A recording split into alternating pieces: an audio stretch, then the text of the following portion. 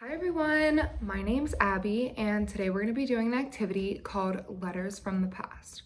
So to start out, we're going to do a little lesson on how paper was made in the 1700s and how letters were sent. And then we're going to do a hands-on activity where you guys are actually going to have a chance to make paper that's going to look like it's from the 1700s. And then afterwards, you guys can actually use that paper to write letters and send them to your friends and family. To begin, I'd like to talk about letters in the 1700s. So, in the 1700s, paper was made from recycled rags made from cotton. The colonies were unable to create enough paper to satisfy their needs, so paper became a commodity during this time. It was very difficult for soldiers to acquire paper to send home to their families, so they were very lucky if they could get their hands on it. The ink that they used to write their letters was called iron gall ink. This was mainly composed of iron sulfate and oak galls made from oak trees. And in order to make it easier for travel, powdered gall ink was carried and water or wine was added when it was time to be used.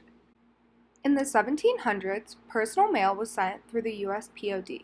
It could get expensive to send long-distance mail this way, but you could receive service for free through loopholes in the laws at the time.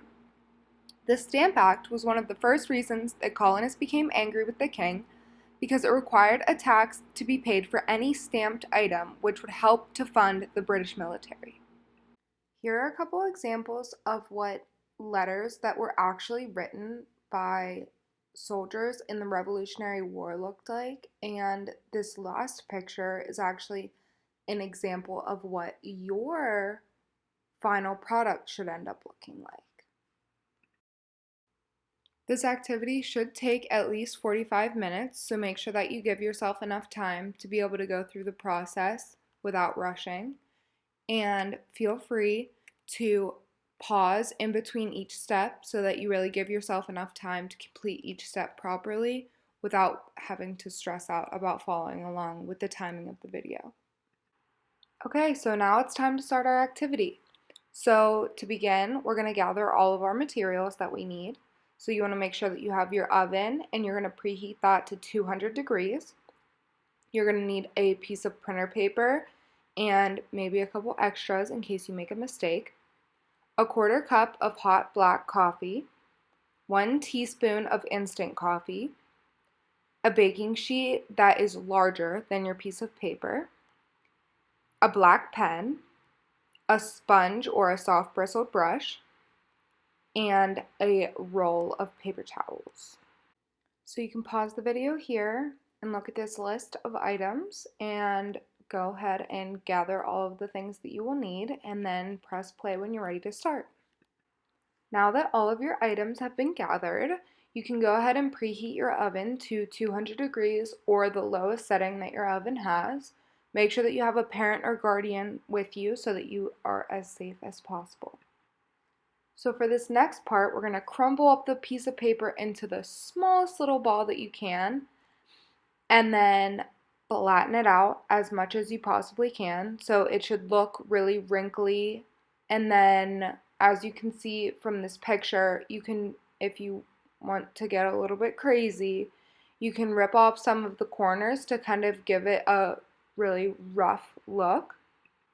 So for this next part, you're going to lay the flattened out piece of paper on your baking pan and then take your hot coffee and pour that all into the baking pan so that it's covering the entire sheet of paper evenly.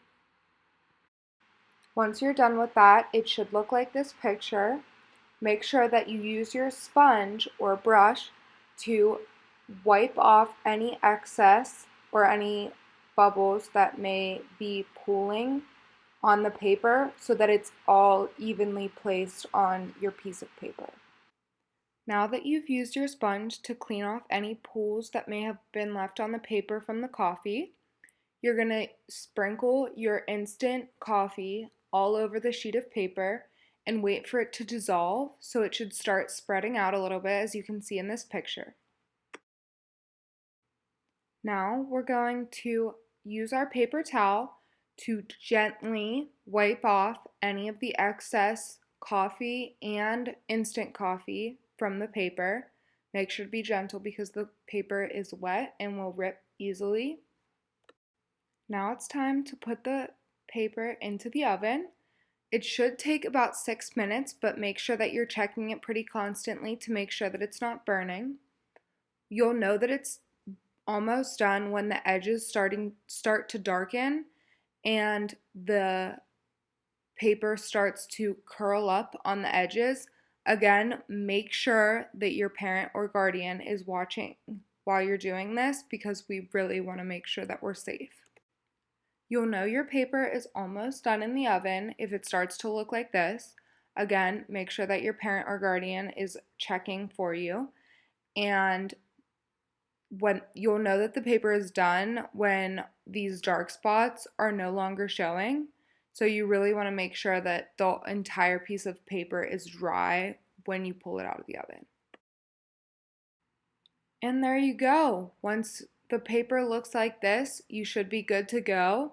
Your paper will be completely dry by this point. Be careful pulling it off because if there's any residue from the coffee that is having the paper stick to the pan, it could rip. So now your paper should be cooling and it's time to start thinking about who you want to write your letter to. So once your paper is fully cool, you'll be able to use your black pen to write a letter to someone that you would like to catch up with. And I would suggest using a separate piece of paper to maybe draft before you start writing with the pen, because we did just put so much work into your antique paper.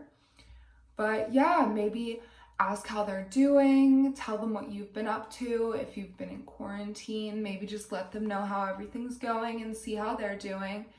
And maybe mail it to them like they did in the 1700s. So I hope that you guys really enjoyed this video and maybe learned a little bit too. And I hope that you have a great rest of your day. Bye.